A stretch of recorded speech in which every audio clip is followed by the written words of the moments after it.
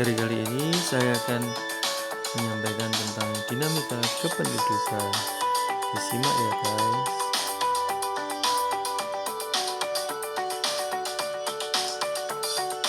Yang pertama berkaitan dengan dinamika kependudukan. Bahwa menurut Undang-Undang Nomor 24 Tahun 2013 bahwa yang disebut penduduk adalah warga negara Indonesia dan orang asing yang bertempat tinggal di Indonesia.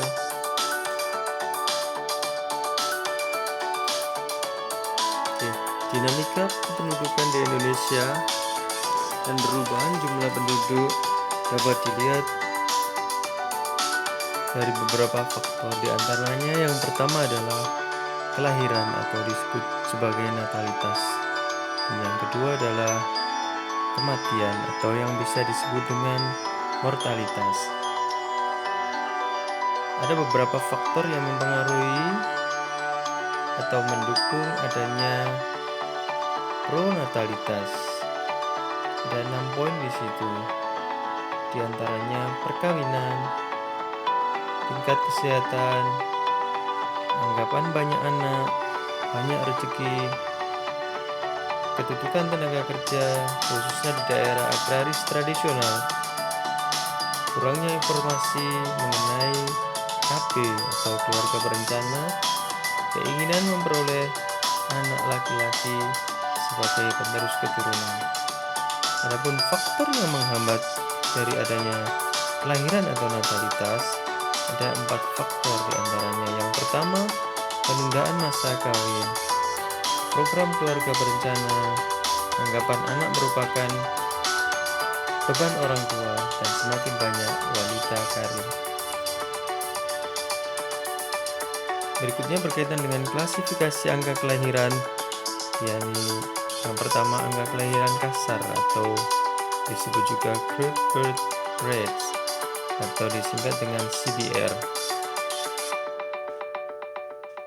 Pengertiannya adalah angka kelahiran kasar, banyaknya kelahiran dalam 1 tahun tertentu per 1000 penduduk pada pertengahan tahun yang sama, dengan rumus CBR sama dengan B dibagi P kali K. CBR itu berkaitan dengan angka kelahiran kasar. Untuk B-nya jumlah bayi yang lahir hidup pada periode tahun tertentu. P jumlah penduduk pada pertengahan tahun, dan K konstanta biasanya per 1000. Berikutnya berkaitan dengan angka kelahiran umum atau disingkat dengan GFR, General Fertility Rate. Ini angka kelahiran umum memperlihatkan jumlah bayi yang lahir hidup dari setiap 1000 penduduk wanita yang berusia reproduktif 14 sampai 49 tahun dengan rumus GFR sama dengan B per TF dalam kurung 15 dikurangi 49 kali K. CBR angka kelahiran kasar, B jumlah bayi yang lahir hidup selama 1 tahun, jumlah penduduk wanita usia reproduktif pada pertengahan tahun, dan K konstantanya biasanya 1000. Yang berikutnya angka kelahiran menurut kelompok usia, dan disingkat dengan ASBR, Age Specific Birth Rate.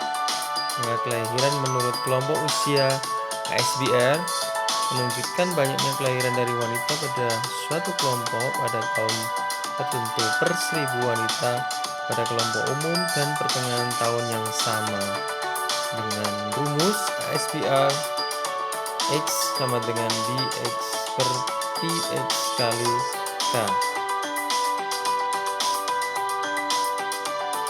CBR sama dengan angka kelahiran kasar, B itu angka kelahiran kasar juga CBR-nya.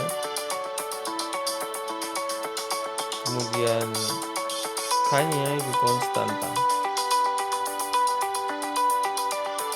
Berikutnya faktor dari kependudukan yakni kematian atau mortalitas.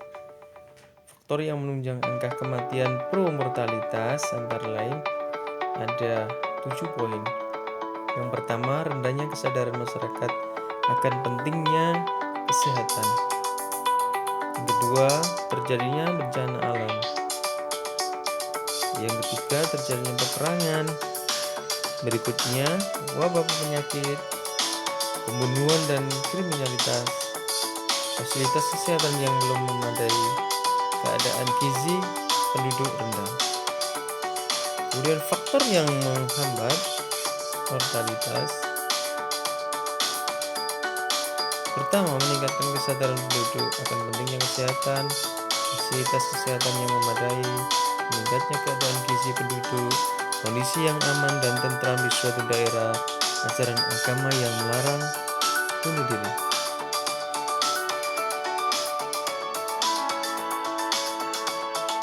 Klasifikasi angka kematian. Kalau tadi di awal ada klasifikasi angka kelahiran, berikutnya adalah klasifikasi angka kematian.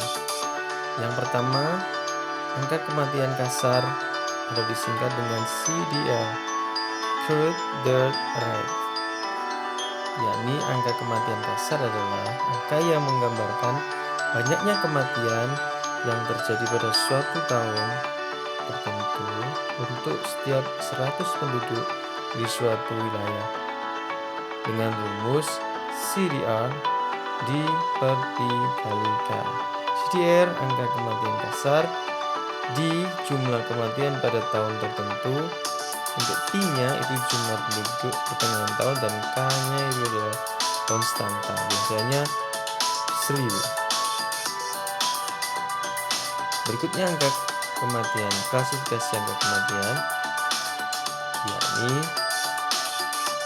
RSDR, Age Specific Death Rate, angka kematian menurut kelompok umur. Angka kematian menurut kelompok umur atau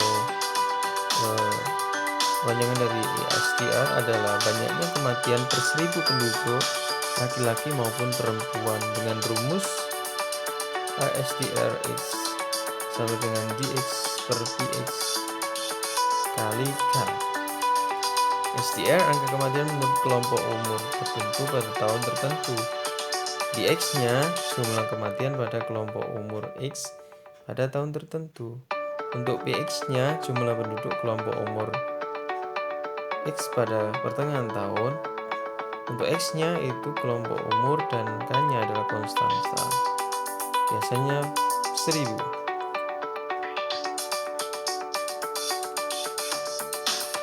Lanjutan dari klasifikasi angka kematian berikutnya adalah IMR, Infant Mortality Rate atau angka kematian bayi. Angka kematian bayi bisa disebut juga sebagai angka yang menggambarkan banyaknya kematian bayi berusia di bawah 1 tahun per 1000 kelahiran hidup pada tahun tertentu. Untuk rumusnya IMR sama dengan DO per V kali K. IMR adalah angka kematian bayi per 1000 kelahiran hidup dalam tahun tertentu. Untuk DO-nya jumlah kematian bayi di bawah 1 tahun pada tahun tertentu. Untuk B-nya jumlah kelahiran hidup dalam tahun yang sama dan K-nya adalah konstanta. Berikutnya adalah migrasi. Migrasi adalah angka migrasi masuk, biasanya dirumuskan dengan MR sama dengan A per P kali K. E-nya adalah angka migrasi masuk per 1000 penduduk pada tahun tertentu. E-nya jumlah migrasi masuk pada tahun tertentu dan P-nya jumlah penduduk pada pertengahan tahun tertentu dan K-nya adalah konstanta. Kalau tadi ada angka migrasi masuk, ada juga yang berkaitan dengan migrasi keluar dengan rumus MO sama dengan O per P kali K. MO angka migrasi keluar per 1000 penduduk pada tahun tertentu. Untuk O-nya jumlah migran keluar pada tahun tertentu. Pi jumlah penduduk pada pertengahan tahun tertentu, dan K-nya adalah konstanta. Berikutnya angka migrasi neto dengan rumus MI sama dengan A dikurangi O per Pi kali K. ME angka migrasi neto per 1000 penduduk. I-nya jumlah migran masuk pada tahun tertentu. O jumlah migran keluar pada tahun tertentu. Pi-nya jumlah penduduk pada pertengahan tahun tertentu. Untuk K-nya adalah konstanta. Angka migrasi bruto dengan rumus MG sama dengan A per O per P1 plus P2 kali K.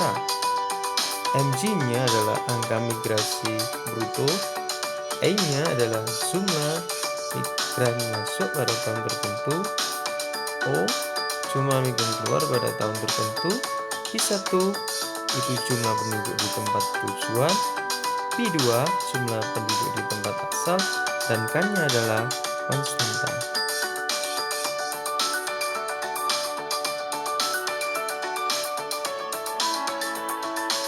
Yang berkaitan dengan penduduk, dinamika penduduk ada pertumbuhan penduduk dan proyeksi penduduk. Yang pertama berkaitan dengan pertumbuhan penduduk, ada pertumbuhan penduduk alami dengan deskripsi bahwa pertumbuhan penduduk alami adalah pertumbuhan penduduk yang dihitung dari selisih antara kelahiran dan kematian di suatu wilayah. Berikutnya adalah pertumbuhan penduduk total, adalah suatu pertumbuhan penduduk yang tidak hanya selisih dari angka kelahiran dan kematian penduduk, tetapi juga memperhitungkan migrasi atau emigrasi penduduk. Dari pertumbuhan penduduk, berikutnya ada proyeksi penduduk. Proyeksi penduduk biasanya disebut juga jumlah penduduk pada masa yang akan datang, dapat diperkirakan dengan menggunakan data penduduk saat ini dengan rumus Pn sama dengan Po dalam kurung 1 plus R kali N. Saya ulang, Pn sama dengan Po dalam kurung 1 ditambah R kali N. Pn-nya sendiri itu disebut juga jumlah penduduk pada tahun ke N. Untuk PU-nya jumlah penduduk pada tahun ke 0 atau tahun dasar. Untuk O-nya jumlah migran keluar pada tahun tertentu. N-nya jumlah tahun antara O atau 0 ke N. R-nya tingkat pertumbuhan penduduk per tahun dalam persen.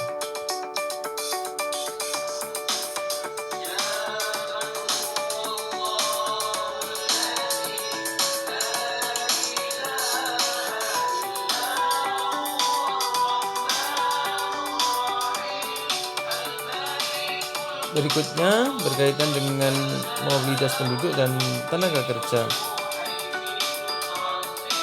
Yang pertama adalah mobilitas permanen. Itu ada migrasi eksternal, ada migrasi internal. Kalau di migrasi eksternal itu ada migrasi, emigrasi, remigrasi. Kalau di migrasi internal itu ada transmigrasi dan urbanisasi. Berikutnya adalah mobilitas non permanen, ada komutasi, mobilitas ulang-alik, dan sirkulasi. Berikutnya berkaitan dengan mobilitas tenaga kerja.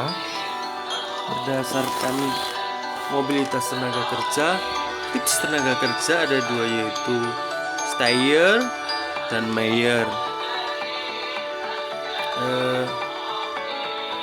Dalam dinamika penduduk juga kita ngomong berkaitan dengan kualitas penduduk Indonesia. Kalau tadi berkaitan dengan penduduk itu dinamika penduduk, tertuang dalam Undang-Undang RI Nomor 52 Tahun 2009 tentang perkembangan kependudukan dan pembangunan keluarga. Kualitas penduduk adalah kondisi penduduk dalam aspek fisik dan non-fisik yang meliputi derajat kesehatan, pendidik, pekerjaan, produktivitas, tingkat sosial, ketahanan, kemandirian, kecerdasan sebagai ukuran dasar untuk mengembangkan kemampuan dan menikmati kehidupan sebagai manusia yang bertakwa, berbudaya, berkepribadian, berkebangsaan, dan hidup layak. Bonus demografi dan dampak terhadap pembangunan. Untuk bonus demografi ini biasanya dilihat menjadi dua, ada dampak positif dan dampak negatif. Yang dampak positifnya itu ada 4 poin di situ. Yang pertama berkaitan terbentuknya generasi emas yang siap memikul tanggung jawab bangsa, mengabdi dan berkorban pada bangsa dan bersedia membangun dan mengelola bangsa. Meningkatkan laju ekonomi Indonesia yang berpengaruh besar terhadap kehidupan bangsa negara. Kehidupan negara Indonesia akan modern, tertata dan lebih baik. Roda perekonomian akan berkembang pesat dan siap bersaing dalam dunia nasional. Untuk dampak negatifnya ada 7 poin di situ. Pertama, semakin sempitnya lapangan pekerjaan, pengangguran semakin banyak, kemiskinan semakin menjadi, timbulnya kawasan slum area yang berkaitan dengan pemukiman kumuh, kualitas kesehatan menurun, perekonomian yang memburuk, pendidikan rendah yang mengakibatkan kualitas sumber daya manusia rendah. Faktor-faktor penentu keberhasilan pemanfaatan bonus demografi ada 6 poin di situ. Peningkatan kualitas penduduk, pendidikan, peningkatan kualitas kesehatan, konsistensi dalam penurunan angka fertilitas, ketersediaan lapangan pekerjaan, meningkatnya tabungan keluarga, dan yang terakhir meningkatnya perempuan yang masuk dalam pasar kerja. Dalam dinamika kependudukan, yang disorot berikutnya adalah masalah akibat dinamika kependudukan. Yang pertama adalah ledakan penduduk. Ledakan bukan berarti berkaitan dengan bom, tapi ledakan itu identik atau dikonotasikan dengan sesuatu yang banyak atau meluber. Ledakan penduduk diartikan sebagai keadaan penduduk dengan laju pertumbuhan yang cepat sebagai akibat dari tingkat kelahiran yang tinggi, sedangkan tingkat kematian menurun secara tajam. Artinya di situ kalau berbicara masalah ledakan penduduk berarti angka fertilitas dan mortalitasnya seimbang, lebih banyak angka fertilitasnya daripada angka mortalitasnya. Kemudian dampak negatif yang muncul akibat ledakan penduduk ada 5 poin di situ. Pertama, memicu terjadinya eksploitasi berlebihan terhadap lahan pertanian, berdampak buruk pada produktivitas lahan. Meningkatnya aktivitas industri dan rumah tangga tidak ramah lingkungan. Bisa berarti dengan banyaknya menjamur industri yang tidak memperhatikan AMDAL-nya atau analisa dampak lingkungannya. Yang ketiga, lapangan pekerjaan yang dibutuhkan menjadi lebih banyak, memperbesar kebutuhan lahan untuk pemukiman, dan yang terakhir meningkatkan kebutuhan pada sumber daya air, pangan, dan energi. Sebaran penduduk yang tidak merata. Ada 3 jenis kepadatan penduduk. Yang pertama, kepadatan penduduk kasar dengan dirumuskan dengan kepadatan penduduk kasar itu sama dengan jumlah penduduk atau jiwa per luas wilayah per kilometer persegi. Kemudian kepadatan penduduk fisiologis dirumuskan dengan kepadatan penduduk filosofis adalah jumlah penduduk jiwa per luas lahan kilometer persegi. Yang ketiga adalah kepadatan penduduk agraris dengan rumus kepadatan penduduk agraris per sama dengan jumlah penduduk petani per jiwa ya per luas lahan kilometer, itu dihitung dengan kilometer persegi. Sumber-sumber data kependudukan yang pertama berkaitan dengan sensus penduduk, atau disebut juga dengan cacat jiwa. Sensus penduduk jenis-jenisnya ada sensus secara de facto dan secara de jure.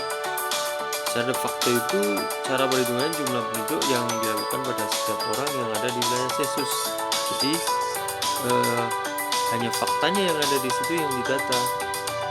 Kalau secara de jure, sensus yang dilakukan pada tiap penduduk yang benar-benar penduduk yang berdiam di wilayah sensus atau yang mendiami suatu daerah yang didata sesuai data yang ada di dinas pendudukan. Yang kedua berkaitan dengan registrasi penduduk. Registrasi penduduk bisa diartikan sebagai pencatatan tentang identitas atau ciri, status, dan kondisi penduduk yang dilakukan secara terus-menerus oleh instansi tertentu atau pemerintah mulai tingkat terendah. Survei penduduk hampir sama dengan sensus penduduk, namun perbedaannya terletak pada waktu pelaksanaan, wilayah, dan jumlah penduduk yang didata. Metode pengolahan data penduduk. Untuk tahap dalam kegiatan pengolahan data penduduk ada proses pengolahan data prakomputer dan proses pengolahan data dengan komputer. Cara menganalisis data kependudukan yang dipakai ada dua pendekatan untuk menganalisa data kependudukan. Yang pertama, pendekatan cohort atau cohort approach. Yang kedua adalah pendekatan waktu atau disebut dengan period approach. Untuk komposisi penduduk dalam analisis data kependudukan berdasarkan komposisi penduduk menurut umur dan jenis kelamin, ada beberapa konsep dan ukuran yang bisa dipelajari.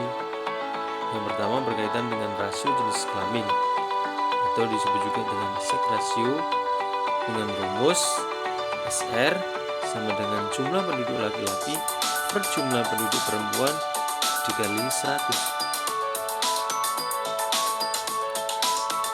Yang kedua adalah angka beban tanggungan, disebut juga dependency ratio. Untuk rumusnya, DR sama dengan penduduk usia 0 sampai 14 tahun plus 65 tahun ke atas per penduduk usia 15 sampai 64 tahun kali 100. Tingginya angka ketergantungan dapat menimbulkan beberapa masalah. Dampak pertama, usia produktif akan menanggung beban berat dalam memenuhi kebutuhan golongan non produktif. Yang kedua, pendapatan per kapita daerah menjadi turun atau rendah, kemampuan menanggung masyarakat menjadi rendah, dan pertumbuhan perekonomian menjadi lambat. Berdasarkan komposisi umur dan jenis kelamin, maka karakteristik penduduk dapat dibedakan menjadi 3 ciri dengan digambarkan dalam piramida penduduk. Untuk yang pertama adalah piramida ekspansif atau disebut juga dengan penduduk muda. Yang berikutnya adalah piramida stasioner, dan yang terakhir adalah piramida konstruktif. Untuk gambarnya yang pertama bisa dilihat Kalau ke atas itu rate-nya adalah umur, atau vertikal itu umur. Kalau yang horizontal itu berkaitan dengan jumlah. Kemudian yang bergaris-garis itu laki-laki, dan yang kotak putih adalah perempuan.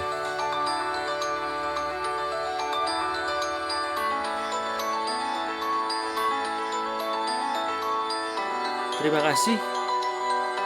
Semoga ulasan tentang dinamika kependudukan bermanfaat bagi kita semua, khususnya di dunia pendidikan.